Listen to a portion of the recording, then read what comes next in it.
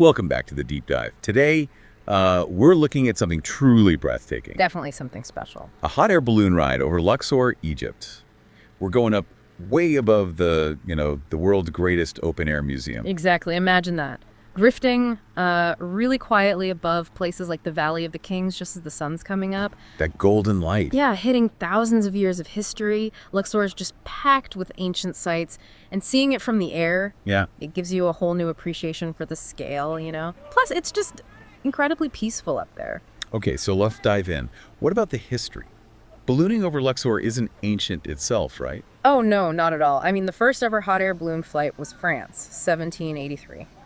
A long time ago. Right. And yeah, things like the Graf Zeppelin flew over Egypt back in the late 20s, early 30s. Landed there once, I think. But the tourist ballooning we're talking about over Luxor, that's much more recent. It really kicked off maybe early 90s with pioneers like Hod Solomon, Sinbad Balloons. Those were the early companies that saw the potential. Got it. So fast forward to today.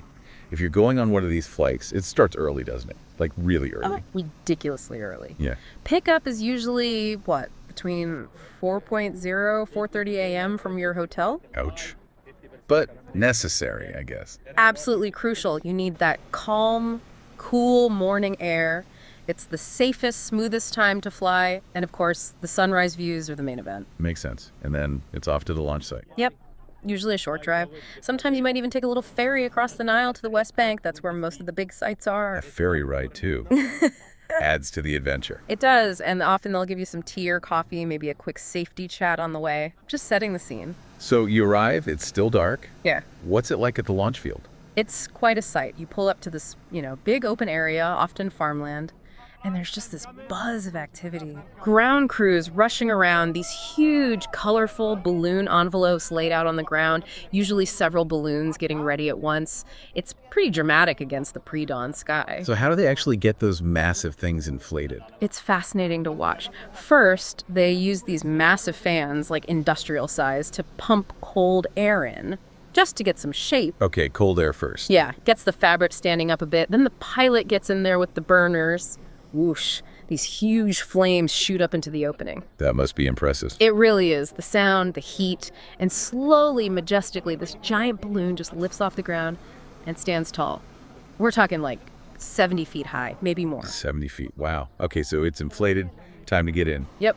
You climb into the basket. It's usually sturdy wicker, feels really solid. Any seats? No seats. Everyone stands. The baskets are divided into compartments, maybe 4 sections to keep the weight balanced. You've got handrails to hold on to. And then lift off? Is it jerky? Surprisingly smooth. Honestly, sometimes you barely feel it. If there's almost no wind, you might hover for a second. But usually it's just this gentle, steady rise. How high do you typically go? Usually up to around, say, 1,000, maybe 2,000 feet. Gives you that incredible 360-degree view. Okay, we're up. Floating above Luxor. What are the absolute must-see highlights from the air? Oh, where to start? The Valley of the Kings is obviously huge. Seeing all those tombs spread out across the landscape. Right. It really hits you, the scale of it all. I bet. Different than just walking into one tomb. Completely. Then there's Karnak Temple. It's already massive on the ground, right? The biggest, yeah. From the air, you see the whole layout, the giant columns, those huge entrance pylons. You really get a sense of its complexity and just how enormous it is. Wow. Valley of the Kings, Karnak. What else stands out? The Nile, definitely. Seeing it snake through that narrow band of green farmland with the desert right there on either side. So contrast must be stark. It really is. You see exactly why they called it the lifeblood of Egypt. You might spot tiny little feluccas, the sailboats, on the water. Cool. Any other temples visible? Oh, yeah. You'll likely see Medinet Habu Ramesses III's mortuary temple. It's got these really impressive walls and pylons. Looks almost like a fortress from above. Okay. And the Ramesseum, Ramesses II's temple, you can see the layout of that too. The Colossi of Memnon, those 2 giant statues. Yeah. They look incredible from the air, standing guard. And depending on the wind, you might drift over towards Hatshepsut's temple, the one built into the cliff. That terraced one, right? That's the one. Deir el Bahari. Really distinctive. And it's not just the big monuments. You also see, regular villages, palm groves, fields. Gives you a sense of everyday life, too. So the exact route depends purely on the wind. Pretty much. The pilot can control the altitude by heating or venting air, but the direction is all down to the wind currents at different levels, makes every flight unique. Right. So after about, what, 45 minutes to an hour? Yeah, around that time, the pilot starts looking for a good landing spot. Needs to be a clear, open area, usually back on the West Bank. And the ground crew just finds you. They do. They follow the balloon in a truck, communicating with the pilot. It's amazing how quickly they get there. As you start descending, they're usually right there waiting. What's the landing like? Do you brace for impact? You do take a landing position, usually bending your knees, holding on tight. But honestly, most landings are surprisingly gentle. Really? Yeah. The pilot vents the air, brings it down smoothly, and the crew grabs the ropes to steady the basket as it touches down. Sometimes it might drag a tiny bit or give a little bump, but usually very smooth. They're incredibly skilled. And then everyone scrambles out. Pretty much. Once the burners are off, the balloon starts deflating quickly and the crew needs to pack it up. So yeah, there's a bit of a rush to get out, usually buzzing from the flight. I can imagine. What's the general vibe, the atmosphere, once you're back on solid ground? Oh, it's great. Everyone's usually exhilarated, sharing photos, talking about what they saw. There's a real sense of wonder. And I heard something about traditions, post-flight rituals. That's right. It's a classic ballooning tradition. Often the crew will set up a little table and you'll have a toast. In Luxor, it's usually sparkling juice, non-alcoholic, to celebrate the safe flight. Oh, touch. Yeah, and the pilot often gives out personalized flight certificates too. A little memento of the adventure. Like a diploma for flying. Sort of. And there's usually time for a group photo with the balloon, often while it's still partially inflated or being packed away. And then, back to the hotel. Oh, Or on to more sightseeing. depends on your tour. Often, if you're on a package, the day continues straight away with a visit to, say, the Valley of the Kings on the ground. Or you head back for a well-earned breakfast.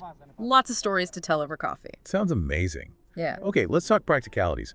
For listeners thinking, I have to do this, what's the cost like? Is it super expensive? You know, it's actually surprisingly affordable, especially compared to ballooning in some other parts of the world. Oh, really? Ballpark. Generally, you're looking at somewhere between, say, 80 and 150 US dollars per person for a standard shared flight. That's much less than I might have guessed. Right. Competition keeps prices reasonable, and it's just part of the local economy there. How do you book it? Easiest ways are usually through your hotel concierge or a local tour operator in Luxor. Lots of them offer it. Or you can book online in advance, which is probably a good idea. Any particular companies to look out for? Well, the ones we mentioned earlier, Hadhad Suleiman and Sinbad, they're very established. Magic Horizon is another well-regarded one. There are several reputable operators. How far in advance should you book? Depends on the season. Usually a day or two ahead is fine, but if you're there during peak times like Christmas, New Year, or maybe Easter, definitely book further out, maybe a week or so, just to be safe. Good tip. And check what's included. Always. Make sure you know if hotel transfers are covered, if you get those pre-flight drinks, maybe post-flight breakfast. And it's always worth checking recent reviews online, for safety records and just general customer satisfaction. Makes sense. Beyond just the incredible views, does seeing it all from above give you a different kind of understanding? Culturally, historically? Oh, absolutely. You see the layout. You understand why the temples are positioned where they are relative to the Nile, relative to the desert. You see that life-giving strip of green. The fertility. Exactly. And how the desert encroaches right up to it. It makes the geography, the very foundation of their civilization, so much clearer. And seeing the villages, the fields being worked, it connects the ancient past to the living present. It's not just ruins, it's a continuous story. A living landscape. Precisely.